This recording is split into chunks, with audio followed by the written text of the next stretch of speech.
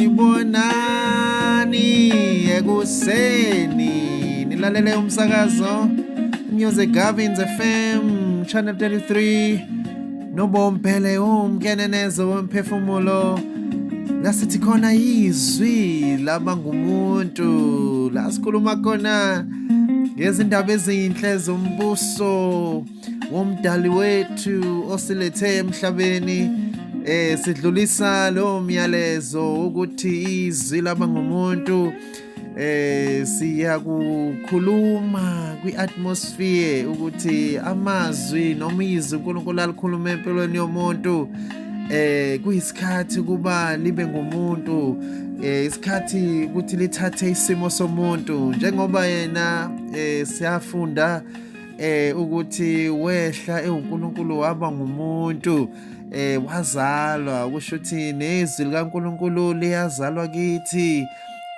likhule lize libe ilokhu uNkulunkulu ayekubekile ukuthi libe yikho.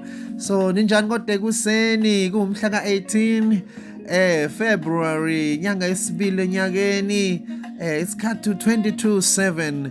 I am so blessed. Siyabonga ukuthi sivukile kungumusa nothando lukaNkulunkulu ukuthi siphinde sihlangane futhi. Siyabonga kakhulu nje kumnina abalaleli eniqhubekayo nilalele lo msakazo. Siyazi ukuthi kukhulu uNkulunkulu akwenzayo empilweni zenu and asikuthathi kancane lokho. Siyazi ukuthi lo msakazo uhamba kuwonke umhlaba, umsakazo wezizwe zonke uNkulunkulu azidalile emhlabeni.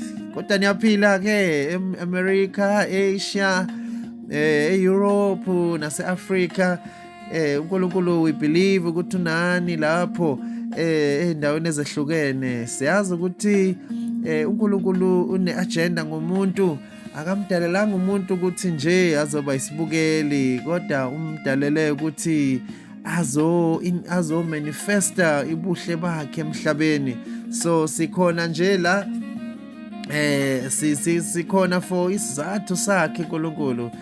Sikhuluma nje ngamajeni, especially isiqalo sohambo lwethu sibaluke kakhulu ngoba siyazi ukuthi at least my foundation right, you know you are safe, you are safe if foundation iphasile, because phela ke kuye kuthiwa nisho iplan yendlu iyaphasiswa bese kuphasiswa ne-foundation ngoba yiyo ethwala indlu. So sithwala isiqalo sethu nohambo lwethu noNkulunkulu.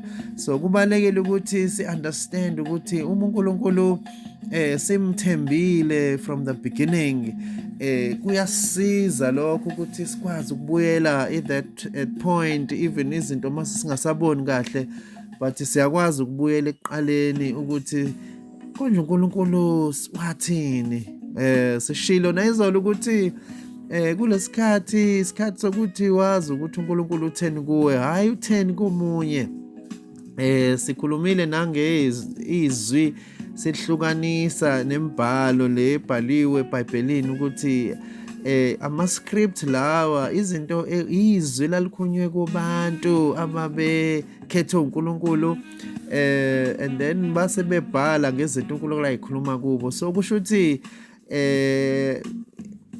kuthina ziserve as ama-references kwezinto uNkulunkulu ayikhulumayo kithi. So kufanele sazi ukuthi utheni uNkulunkulu kithi. Umuntu nezwi bungeke uzalwe ungenalo izwi uNkulunkulu alifake kuwe. Kune-mission that you need to accomplish la emhlabeni, because we are here to expand umbuso wezulu, suveze kubantu okusho ukuthi konke uNkulunkulu aku-establishile ey'ngqondweni zethu kufanele ku-manifeste here on earth. Siyabonga kakhulu nje. Let us read indaba kaJoshua. Sikhulumile uJoshua ukuthi waye nomoya ohlukile. Ngizothanda ukuthi ngibuyele la ku-Deuteronomy, khona incwadi Deuteronomy chapter 34.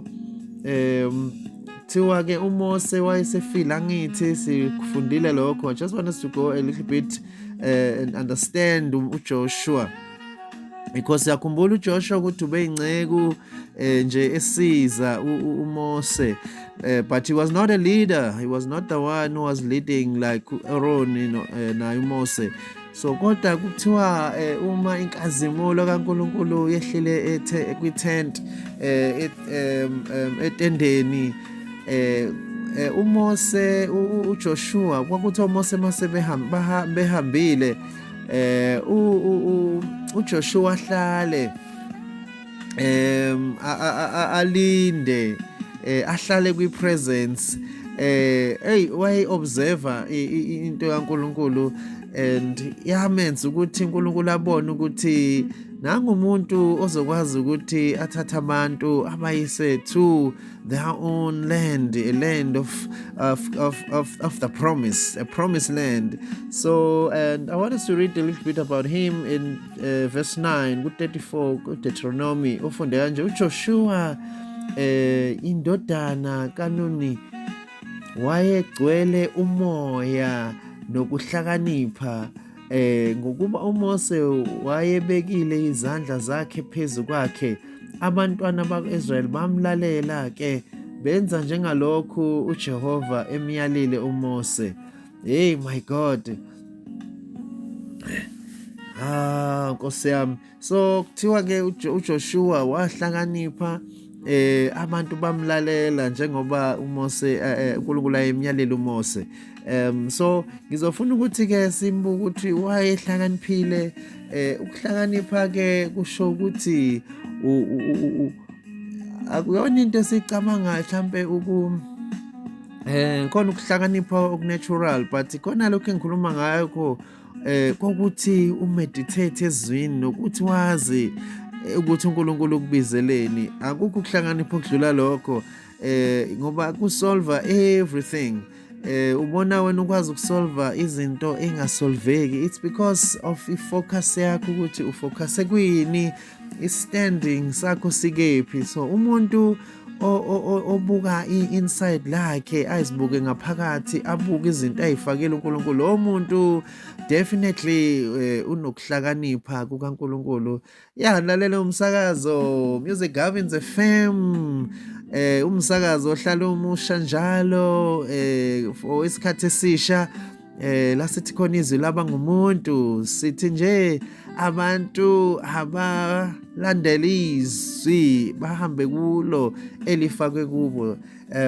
So we're going to continue ke nendaba kaJoshua. Sesishilo ukuthi wayehlaniphile because uMose wadlulisa wathi uNkulunkulu uthi akathathe over. So sigcine lapha na kuverse izolo sithi qina kuphela ume isibindi kuJoshua chapter 1. Ume isibindi kakhulu, uqaphele ukwenze ngokomthetho wonke akuyala ngawo uMose inceke yami, ungaphambuki kuwo ngakwesokunene noma ngakwesokhohlo, ukuba ube nempumelelo noma phi lapho uya khona. Ukusho ukuthi impumelelo yethu isekulaleleni nokwenza exactly uNkulunkulu izinto azishilo kwi-beginning phase yempilo zethu, singaphazami ngokubona izimo sengathi zingaphezulu kwethu.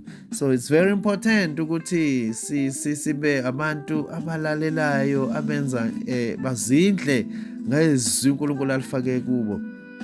Let me read 8 now. Le ncwadi yomthetho mayingasuki emlonyeni wakho, kepha wozindla ngayo imini nobusuku, ukuba uqaphele ukwenza njengakho konke okulotshwe kuyo, ngokuba lapho uyakuhlahlamelisa indlela yakho, uphumelele kahle.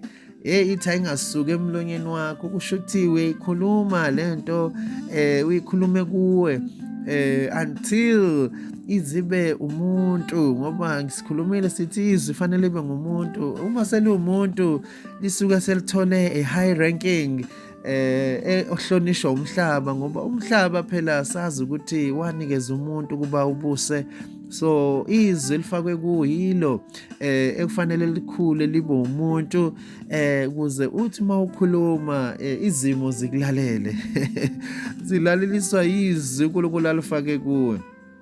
And then uverse 9 uthi ke angikuyalile na qina uma isibindi ungesabi ungaba nalo uvalo ngokuba uJehova uNkulunkulu wakho unawe nomaphi lapho uya khona. Njoba sisho ukuthi uNkulunkulu nawe waye nawe uzoba nawe, he is within you, you are in him, he is in you, so we are one with the Most High God. So ethi ke uJoshua wayeseyala izinduna zabantu ethi dabulani phakathi kwekamu niyale abantu nithi zilungiseleleni umphako ngokuba emva kwezinsuku ezintathu niyakuwela leli Jordani ningene ukuba nilidle ize uJehova uNkulunkulu wenu aninika lona ukuba nilizuze. Wayeseqala ke manje esethatha isihlalo sakhe uJoshua. I like i-confidence yakhe.